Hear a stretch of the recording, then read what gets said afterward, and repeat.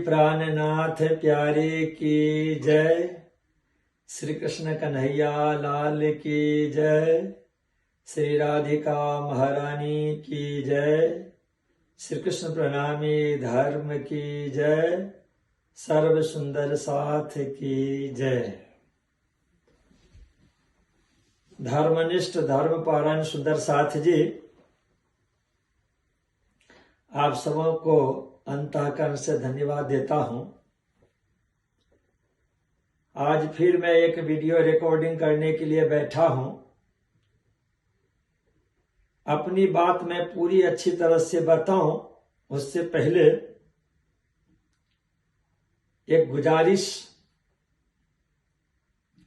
श्री कृष्ण प्रणामी धर्म निजानंद संप्रदाय के अनुयायी सुंदर साथ जी के लिए मैं खास एक बात, एक संदेश दे रहा हूं कि कभी कभी डॉक्टर को जब बड़ा ऑपरेशन करना होता है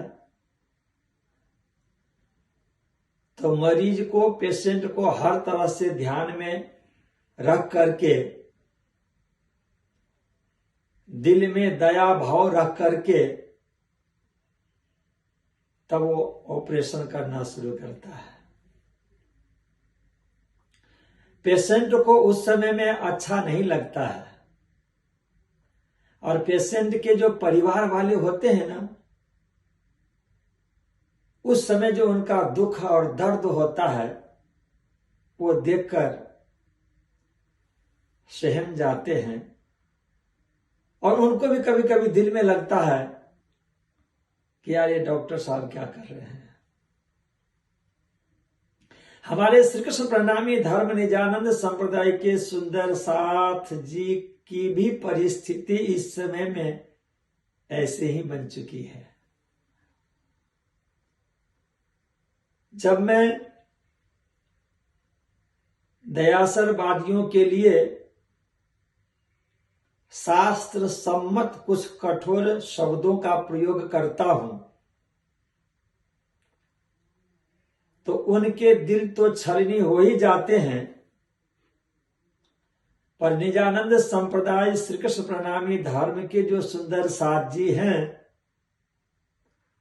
जो राधा कृष्ण के प्रेमी हैं, सदगुरु धनेश्वर चंद जी और महामती प्राणनाथ जी की प्रेमी हैं, बीतक और वाणी के ऊपर में श्रद्धा, विश्वास और अगाध प्रेम रखते हैं, उनको कभी कभी दिल में दर्द हो जाता है। फिर उनका संदेश मेरे पास तक पहुंचता है कि ऐसे शब्दों का प्रयोग महाराज श्री क्यों करते हैं।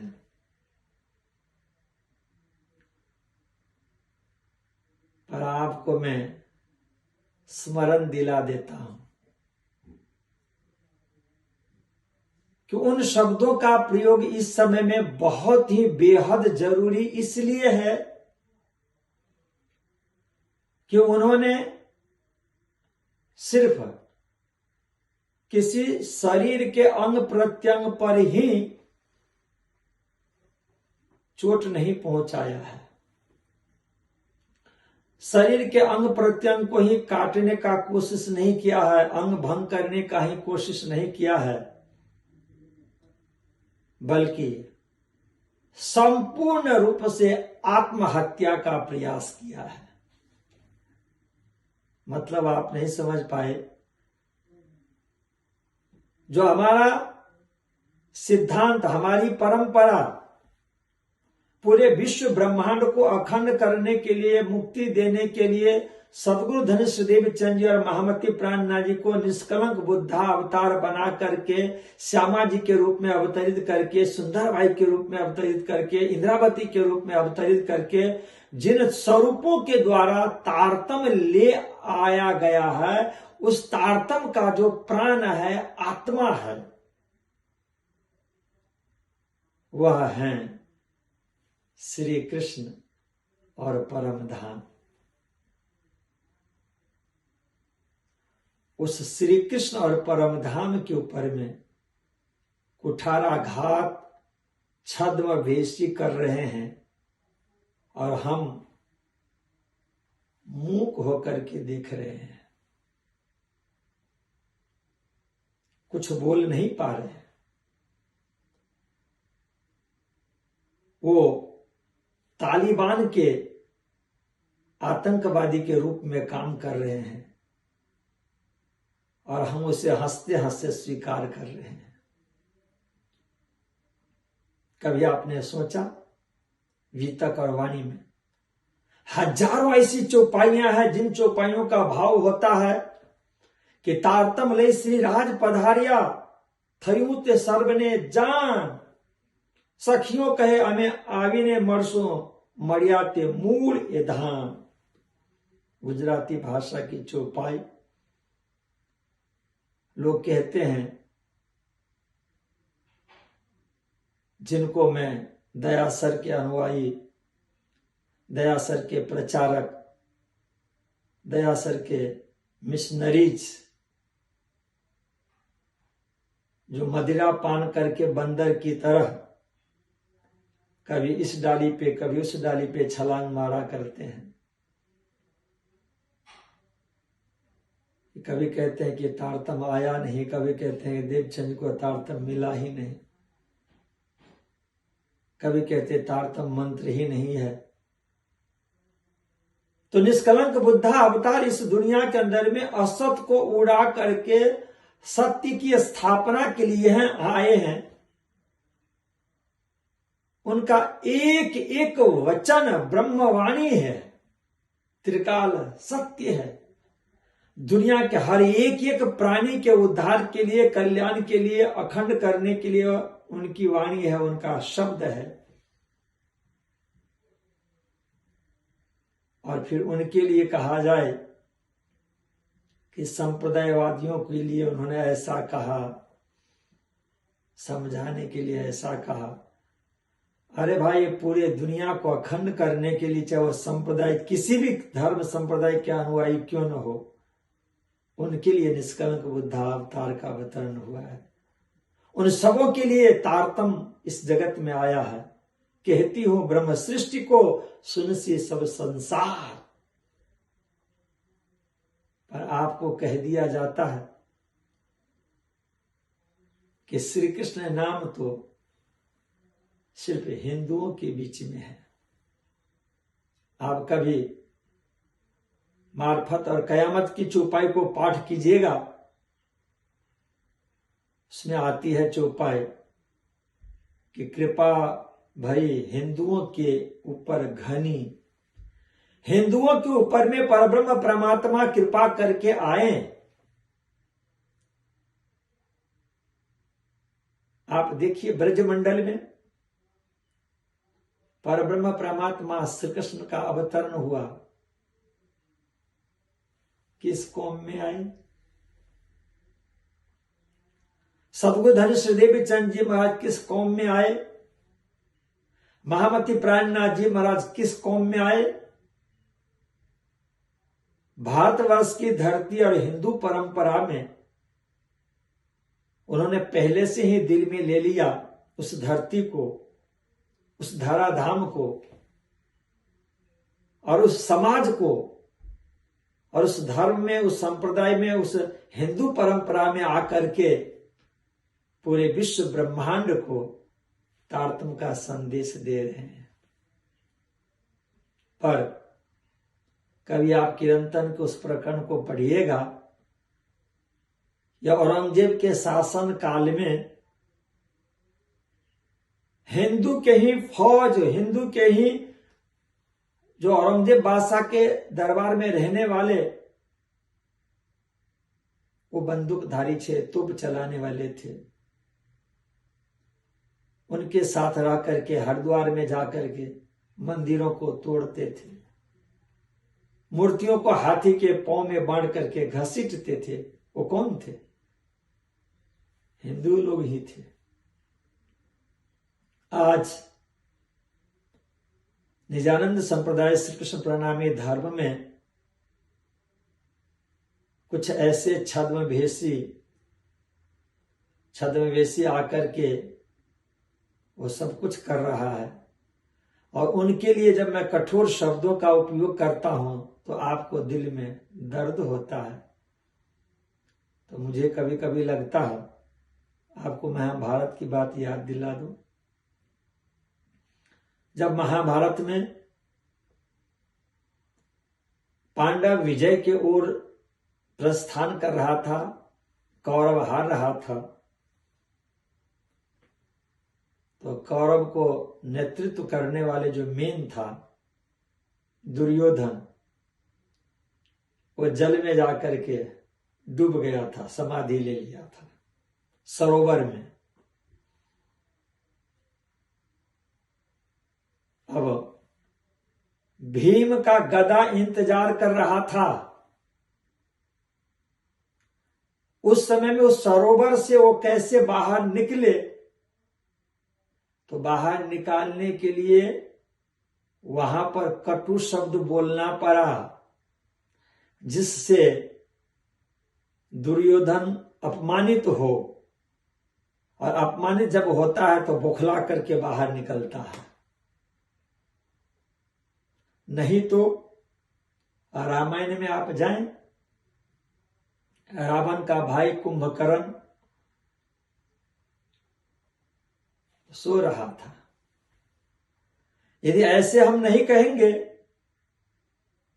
तो हमारा तोड़ फोड़ तो हो ही रहा है। वो कुंभकर्ण के नींद में सोता रहेगा। इसलिए उनके लिए कभी कभी इस तरह का शब्दों का प्रयोग किया जाता है। और मैं तो एक ही निवेदन किया ना, श्री जी 18,758 वाणी में हर एक एक शब्द तारतम है, वो प्यारा है, प्राण प्रिय है। पर किन शब्दों का कहां पर प्रयोग किया गया है वह हमें वाणी से, वितक से, सदगुरु श्रीदेव चंद्र और महामती प्राणनाथ जी की परंपरा से दर्शन करना होता है, मानना होता है, दिल में उतारना होता है। आज तक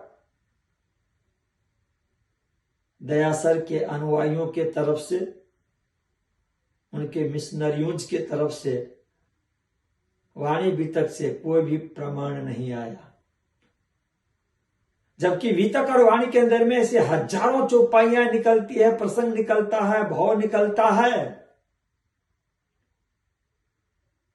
तो उसके लिए प्रयास करना होता है, ढूंढना होता है, तारतम के ऊपर में विश्वास रखना होता है। पर वो मदिरा पान करते हुए बंदर की तरह छलांग मारे, अभी तक नहीं मिला। पिछले बार वीडियो में भी मैंने कहा था कि महामती प्राणनाथ जी ने त्रिलोक में, भारतवर्ष की भूमि भरतखंड में हिंदू धर्म में आए और वहां पर आकर उन्हें तारतम का उपदेश दिया और उसमें उन्होंने हिंदू परंपरा का नाम दिया। आप तो एक तरफ ये कहते हो कि हिंदू, कृष्ण नाम तो सिर्फ हिंदुओं के लिए है, ये भी आप कहते हो। और फिर जब आपको श्री जी की व्याख्या करनी पड़ी तो उसमें जी को छोड़ करके फिर आप श्री शब्द की व्याख्या वेद से कर रहे हैं, संस्कृत भाषा से कर रहे हैं। यह आपकी विद्वता है या मूर्खता है, खुद आप समझ सकते हैं। न जाने वो मेन मिशनरी कुंभकर्ण के नींद में सो गए हैं या दुर्योधन की तरह सरोवर में जाकर के समाधि लगा करके बैठ गए हैं। जो हमारे निजानंद संप्रदाय श्री कृष्ण प्रणामी धर्म के सुंदर साथ जी को महामती प्राणनाथ जी महाराज की जो परंपरा है, जिस परंपरा में अष्टपहर की सेवा पूजा दी गई है, और उस अष्टपहर की सेवा पूजा की परंपरा को ही हम सतरजतम, पुष्ट, प्रवाह, मर्जाद इन सबों के साथ में नवधा भक्ति को बांट करके और फिर 108 की परंपरा में ले जाते हैं, 108 पक्ष बनाते हैं। प्राणनाथ जी क्या कहना चाह रहे थे? महामती प्राणनाथ जी महाराज ये 9 प्रकार की भक्ति को देख करके हमें ये समझा कि ये 9 प्रकार की भक्ति के माध्यम से ही आप परा प्रेम लक्षणा भक्ति करते हुए और इति बैठे घर जागे धाम का आनंद ले सकते हैं। सुरता एक राखिए मूल मिलावे माहे, वहां अपना चिंतन ले जा सकते हैं, जिसमें सबसे सरलतम रास्ता महामती प्राणनाथ जी ने हमें क्या दिया? 9 प्रकार की भक्ति की परंपरा, अष्टपहर की सेवा पूजा की परंपरा। न कि उन्होंने अष्टांग योग नहीं, यम नियम आसन प्राणायाम प्रत्याहार धारणा ध्यान समाधि वो नहीं। महामती प्राणनाथ जी और सद्गुरु श्रीदेव चंद जी महाराज की परंपरा को देखिए तो राज शर्मा जी के सुंदर सकोमल स्वरूप का वर्णन करके सुनाया करते थे प्रातः काल और संध्या के समय में। वस्त्र और आभूषण का वर्णन करके सुनाया करते थे। कंचन वन का सिंहासन सुनाया करते थे। 6 पाए 6 डाने वाले सिंहासन का वर्णन करके सुनाया करते थे। चंद्रमा ऊपर में और नीचे में गलीचा बिछा हुआ मूल मिलावा का वर्णन करके सुनाया करते थे। 64 थंबों से घिरे हुए 60 कठेरों से घिरे हुए उस मूल मिलावा में विराजमान 12,000 ब्रह्म प्रियों को चिंतन मनन करने की बात किया करते थे, सुनाया करते थे कि जिससे सुंदर साजी को भोजन मिले, आत्मा का आहार मिले। आत्मा का आहार मिलता है जो अपने यहां श्रवण कीर्तन स्मरण, इससे आत्मा का आहार मिलता है। तो 9 प्रकार की भक्ति में जो हम परा प्रेम लक्षणा भक्ति मिलाते हैं ना, इसलिए प्राणनाथ जी ने क्या कहा? चर्चा सुन जो दिन ने रात, आपन नेत्र उठा श्री प्राणनाथ। चर्चा सुनने की बात की है, सेवा पूजा करने की बात की है। इसलिए तो उन्होंने कहा ना कि तमें सेवाए पामसो पार, तुम सेवा से पाओगे पार। सेवा की बात की है। अष्टपहर में क्या है? सेवा पूजा है। इसलिए प्रातः काल से लेकर के और शयन आरती तक की जो परंपरा है ना, वाणी गायन की जो परंपरा है ना, पारायण पाठ करने की जो परंपरा है ना, जो 14 बाड़ियां चलती थी श्री 5 पद्मावतीपुरी धाम में, ये क्या था? पसर से 14 भवन तारतम को 14 लोक ब्रह्मांड में फैलाने की परंपरा थी, न कि मौन होकर के आंखें बंद करके और उसको चिंतन करने का नहीं। परंपरा ये दिया महामती प्राणनाथ जी महाराज कि आप सोए हो, आप सोए नहीं हो, आपको सुलाया गया है। तो जिसने सुलाया है वो आपको जगाएंगे। आपको परमधाम से जिसने भेजा है वो परमधाम आपको ले जाएंगे। पर आपको इस दुनिया में जो भेजा गया है 4, 5, 6वां दिन में, उसमें आपको क्या हम देखी रे दुनिया, दुनिया देखने के साथ साथ में देखन को हम आई रे दुनिया, उसको देखने के साथ साथ में आपको जागने का कार्य सौंपा है। तो आप जगाओ। कैसे जगाएंगे? अष्टपहर की सेवा पूजा कर, पारायण पाठ करें, कथा चर्चा प्रवचन करें, भजन कीर्तन करें। इससे क्या होगा कि मृत्यु लोक रूपी जो क्षर पुरुष का पेट है, इस क्षर पुरुष के पेट के अंदर में मृत्यु लोक में वाणी का जब पारायण पाठ किया जाएगा, पूजा पाठ होगा, चिंतन मनन स्मरण ध्यान होगा, तो पसर से 14 भवन का आनंद दुनिया को मिलेगा। वो दुनिया को बांटने के लिए काम दिया किन को? ब्रह्म प्रियों को, श्री कृष्ण प्रणामी धर्म के सुंदर साथ जी को। सबों को श्री कृष्ण मानना ये कोई जरूरी नहीं है। सबको 18,000 तारतम मंत्र, तारतम वाणी मानना ये कोई जरूरी नहीं है। पर यदि तारतम वाणी का, तारतम मंत्र का, श्री राज समाधि का नाम का, राधा कृष्ण का नाम का भजन कीर्तन सत्संग होता है, प्रवचन होता है, पूजा पाठ की जाती है, उपासना होती है, तो वह शक्ति 14 लोक ब्रह्मांड में अपने आप फैलती जाएगी। इसलिए मैं उन दया सर के अनुयायियों से कहूंगा कि आप घर वापस आइए। आप किसी गलत मिशनरीज के पीछे पड़ गए हैं,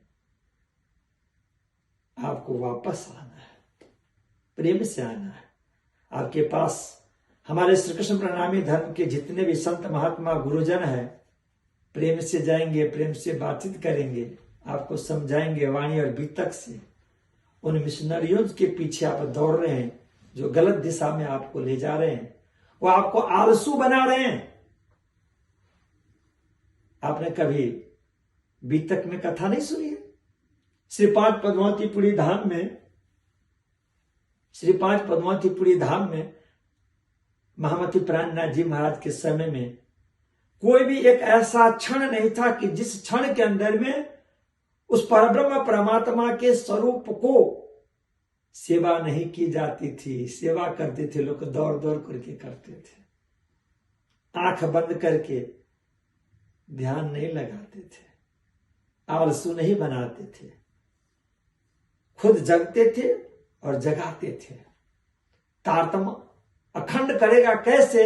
जब उनकी रोशनी को, किरणों को जब हम पारायण पाठ के माध्यम से, भक्ति के माध्यम से, साधना के माध्यम से, सेवा पूजा के माध्यम से, प्रवचन कीर्तन चर्चा के माध्यम से हम फैलाएंगे तो वह फैलेगा।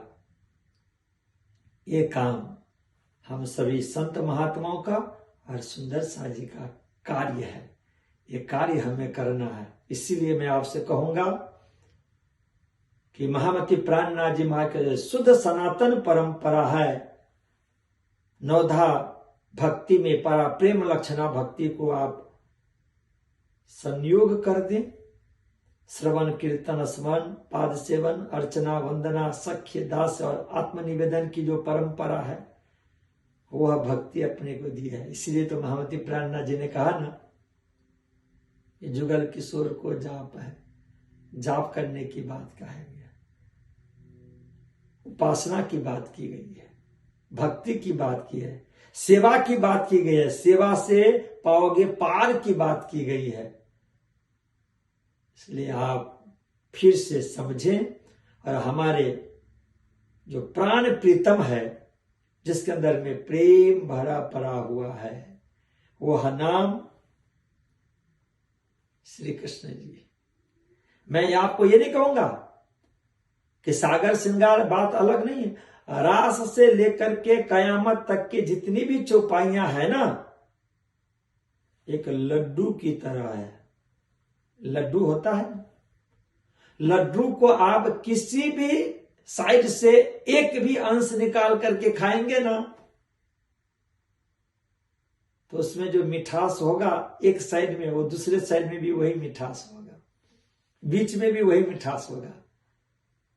महामती प्राणनाथ जी महाराज की वाणी हवे पहला मोहजलनी से लेकर के और कयामत तक की जो वाणी है ना, हर एक एक चौपाई के अंदर में वही प्रेम भरा पड़ा हुआ है। इसीलिए महामती प्राणनाथ जी ने हम सभी सुंदर सत्य क्या कहा, जाग देखो सुख जागनी ये सुख सुहागिन जोग, तीन लीला चौथी घर की चारों की यामी भोग। उपभोग करने के लिए कहा, क्या? प्रेम। जो राजी महाराज को अपने परम धाम में इश्क और साहिबी दिखाना था ना, वो सारा कुछ इस इश्क और साहिबी 18,758 वाणी के अंदर में भरा पड़ा हुआ है। उसी में से निकाल निकाल करके रस को, प्रेम को, आनंद को, अमृत को हमें पीना है। इसलिए महामती प्राणनाथ जी ने क्या कहा कि जिहां लग रहो तमे माया में, जिन खिन छोरो रास जी। क्यों? तो ब्रज और रास के अंदर में प्रेम की अनंत धाराओं को प्रवाहित किया गया, और प्रेम की जो अनंत धाराएं परम धाम उतना ही नहीं, राजी महाराज के हृदय में जो प्रेम का भंडार भरा पड़ा हुआ था ना, वह पूरा प्रेम का भंडार, इश्क का भंडार, अमृत का भंडार, आनंद का भंडार उन्होंने ब्रज में और रास में लीला करके धाराओं को प्रवाहित किया। इसलिए उन्होंने कहा, मैं एक हमारे सम्मानीय संत जी हैं, उनका नाम लेकर के कहूंगा, और मुझे बहुत खुशी होती है कि बहुतों जगह से हमारे संत महात्मा गुरुजन विद्वान और विदुषी हमें फोन करके सपोर्ट करते हैं, कुछ चौपाइयां भी बताते हैं, कुछ याद भी दिलाते हैं।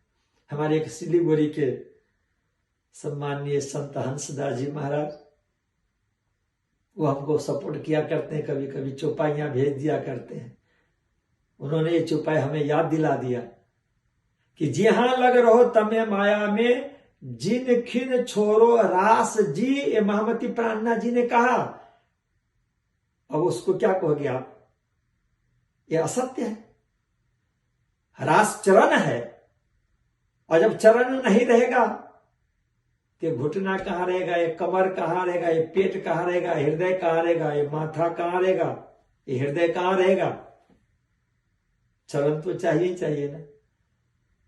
इसलिए मैं कहता हूं कि 18,758 वाणी ऐसी वाणी है कि हर एक एक जगह पे जो हमें पहला मोहजलनी में इस चौपाई के अंदर में जो रस है, आनंद है, प्रेम है, इश्क है ना,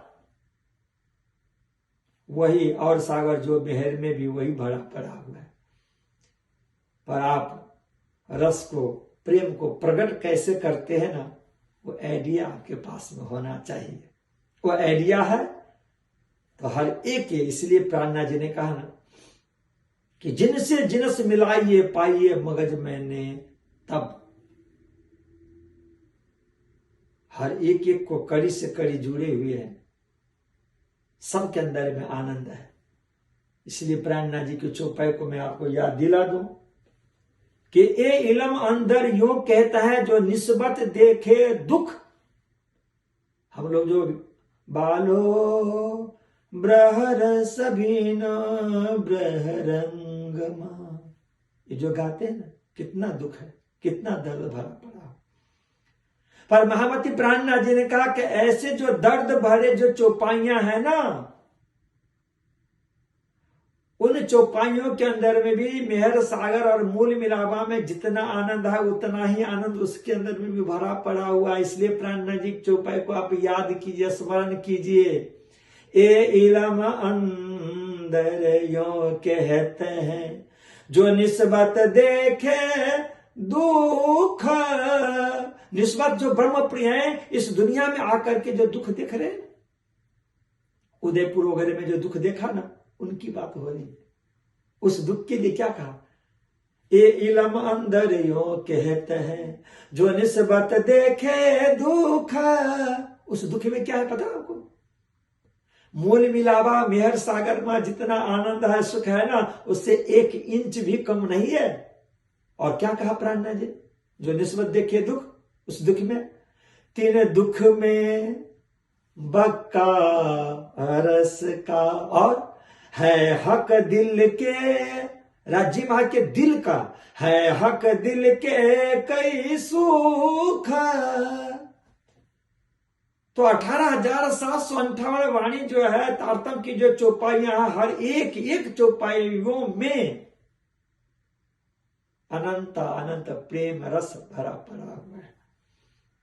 और वह रस यदि द्रवीभूत से घनीभूत होता है, तो वही परब्रह्म परमात्मा का स्वरूप जब धीरे धीरे रस प्रेम आता है, तो वह जो हम लोग मेहर सागर के अंदर में पाठ करते हैं,